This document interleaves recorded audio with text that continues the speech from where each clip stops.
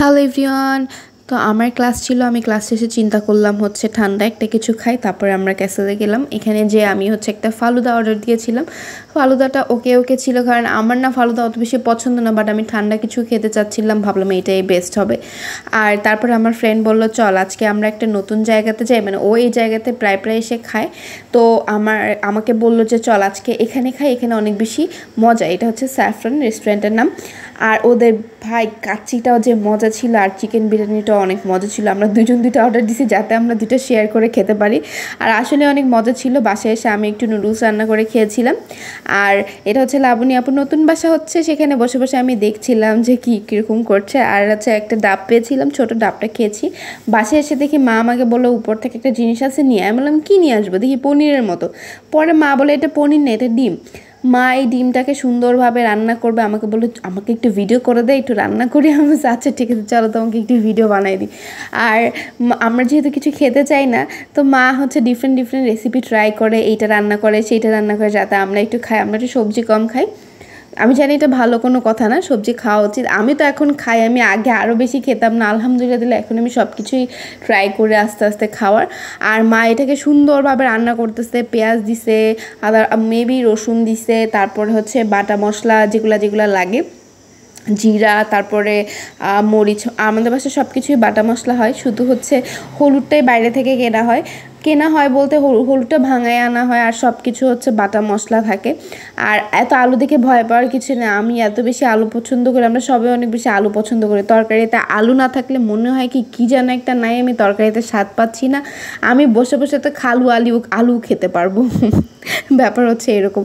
আর এই যে এগুলোকে কেটে কেটে সুন্দর করে ঝোলের মধ্যে দিয়ে দিছে, আর এগুলো ফুলে ফুলে বড় একটা হয়ে যাবে। এত সুন্দর লাগতেছিল দেখতে, আর খেতেও আলহামদুলিল্লাহ অনেক সুস্বাদু হয়েছে।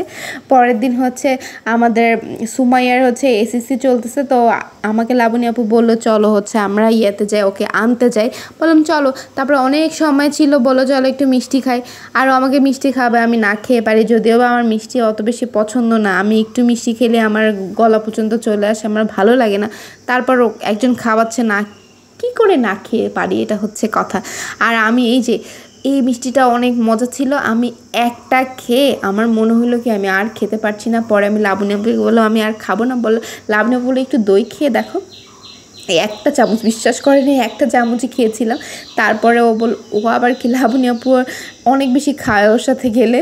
তারপরে হচ্ছে ও আমাকে এই যে এত কিছু খাওয়ালো। বাসায় এসে মা বললো যে এটা আসলে কি অনেক দিনের ভিডিও, এই একটা সপ্তাহ আমি কী খেলাম সব কিছুর ভিডিও, নট লাইক যে একদিনে সব কিছু ভিডিও করা হয়েছে।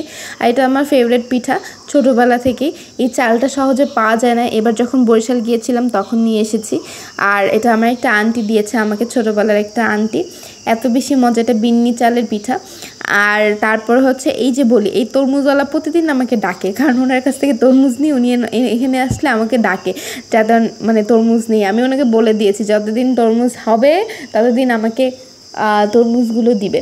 তারপর হচ্ছে অন্য তরমুজগুলো সুন্দর লাল লাল। আর এটা যে কী ফুল আমি জানি না, আমি তুললাম, আমি বলতেও পারি না এটা কী ফুল ছিল। আর মা হচ্ছে আমাকে চিতই পিঠা বানিয়ে দিচ্ছে এরকম ঝাল ঝাল করে, এত খেতে মজা হয়েছিল। আর তারপরের দিন মা কাঁকড়া রান্না করেছিল।